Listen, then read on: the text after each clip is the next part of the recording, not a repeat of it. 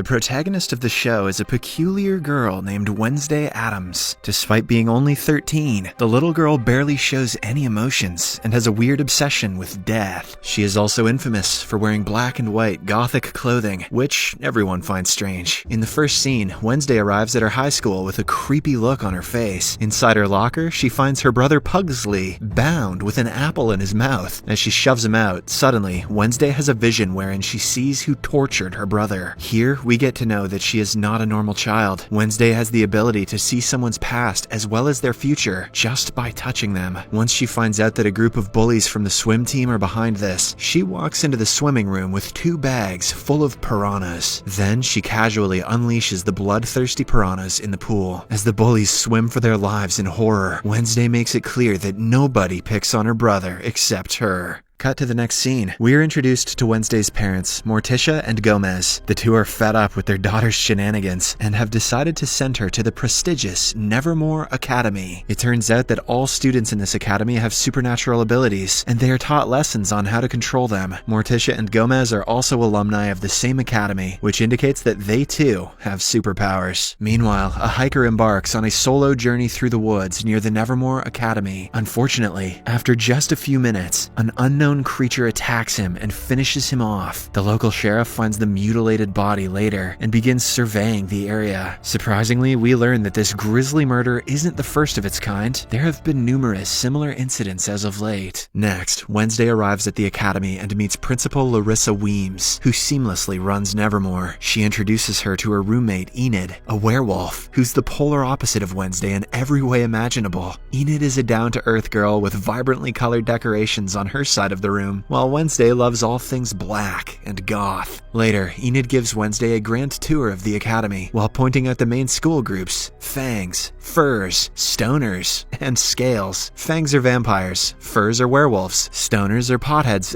gorgons with snakes on their heads, and Scales are sirens who have the ability to manipulate people. Enid also shows her the most popular girl in school, Bianca Barclay, a gorgeous siren, and her ex-boyfriend Xavier Thorpe, a death artist who can transform his drawings into reality. Meanwhile, as the Addams family departs in their car, Gomez releases Thing, a chopped-off living hand. Thing is tasked with keeping watch over their daughter. The following day, Wednesday joins fencing class, where she is pitted against the impressive Bianca. After a bit of back and forth, the girls end up with equal points, so they decide to remove their masks and fight until someone draws blood first. Soon enough, a brutal battle erupts, with both of them matching each other stride for stride. However, at the end, Bianca ultimately emerges victorious when she slashes a small cut on Wednesday's cheek. Later, as Wednesday exits the infirmary after getting patched up, she is almost crushed to death by a falling stone gargoyle. Luckily, the death artist, Xavier, arrives just in time and pushes her out of the way. Shortly after, Wednesday returns to her room, but she suspects that someone is watching her. Hence, she searches the room and eventually finds the hand, Thing. Realizing that it's her parents' doing, Wednesday threatens the hand to be loyal to her, or else she will lock him up in a drawer. Terrified, Thing vows to be faithful. Due to Wednesday's piranha prank, she has to take mandatory therapy sessions. So, Principal Larissa drives her to her therapy session in Jericho, a small town outside of Nevermore. She meets her therapist, but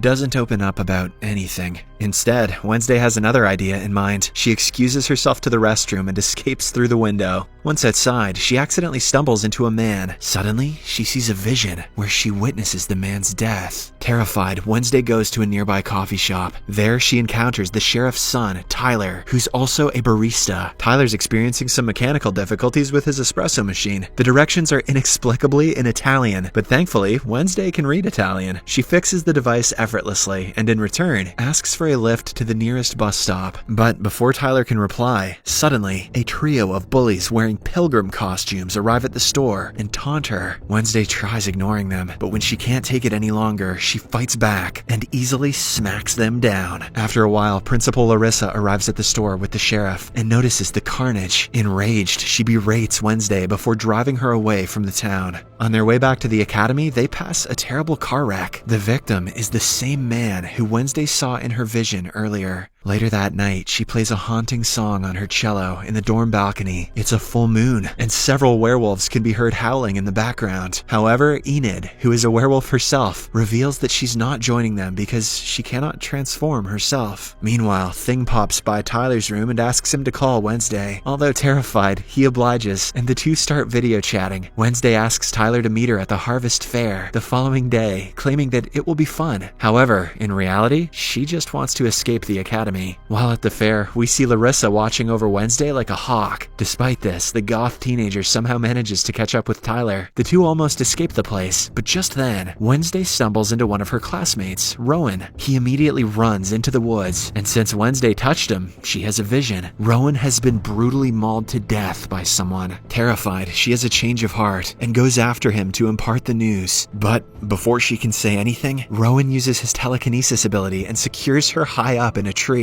He then reveals that his mother, a powerful seer, envisioned Wednesday destroying the Nevermore Academy 25 years ago. Hence, Rowan believes that he has to kill her before anything bad can happen. He then starts choking her telekinetically. Geez, at least buy her telekinetic dinner first. But suddenly, a massive monster leaps in, tears Rowan apart, and vanishes into thin air. Wednesday stands over his mutilated body and sees the illustration his mother supposedly drew of her. Soon after, police officers led by the sheriff begin looking for Rowan's body, but are unable to find it. As expected, the sheriff does not believe Wednesday's statement about a monster attacking Rowan and thinks it was a Nevermore student instead. An officer disrupts their conversation, and surprisingly, we see Rowan, who is very much alive. When Wednesday arrives at her room, she notices that her roommate Enid is too preoccupied with the Poe Cup competition, an annual boat riding game. Later, she tries talking to Rowan, but Principal Larissa informs her that she has been expelled for a reason she can't share. As a result, Wednesday reverts to Plan B and asks Thing to keep an eye on Rowan. The scene then cuts to Rowan, who has arrived at the train station, with Thing following closely behind. After observing the surroundings, he covertly heads to the restroom and changes his appearance into that of an old man. Unfortunately, Thing loses track of him and misses this transformation. Later, the old man changes to Principal Larissa. This reveals that she is actually a shapeshifter, and for some reason, she is covering up Rowan's murder. Left with no options, Wednesday ventures into the woods to look for Rowan's murder clues. She is accompanied by Tyler, who is stalking his dad. After a while, she finds Rowan's glasses, and as she picks them up, she has a vision. In the vision, she sees a purple book from which Rowan got the drawing. Wasting no time, Wednesday confronts her class teacher about the book, and the latter reveals that it belonged to an old student society called the Nightshades. However, the society has long since disbanded. After school, Wednesday sneaks into Rowan's room to look for the book. She finds a mask underneath his bed, but before she can leave, Xavier arrives. It turns out he is Rowan's roommate. Wednesday quickly hides under the bed, and right then, Bianca also arrives to visit her ex. She overhears their conversation and learns that Bianca is planning to crush Enid in the upcoming boat riding competition. Hence, as soon as she returns to her room, Wednesday decides to help Enid by joining the competition so that they can take Bianca down. The next day, Wednesday and Enid gear up for the competition. As there are no rules, it is all fair game, and Bianca is using this to her advantage. There are 4 teams, and the game is that they have to row their boat to a destination and back. Whoever is the first one to arrive at the finish line without being knocked out in the lake is declared the winner. As the contest begins, Bianca hints at one of her friends, who is ready to sabotage the other boats. The friend, who turns out to be a mermaid, dives into the lake and destroys one of the boats, knocking the team out. Thankfully, Wednesday and Enid are prepared, so with the help of Thing, they manage to capture the mermaid. However, during the contest, Wednesday has another vision. This time, she sees a blonde hair version of herself, and that version tells her she is the key. Confused, Wednesday snaps into reality, only to find that Bianca's team is leading the race. Unwilling to give up, she and Enid decide to play dirty. They use Bianca's underhand methods against her, and finally win the competition. With this, a non-siren team has won the esteemed competition for the first time in 4 decades.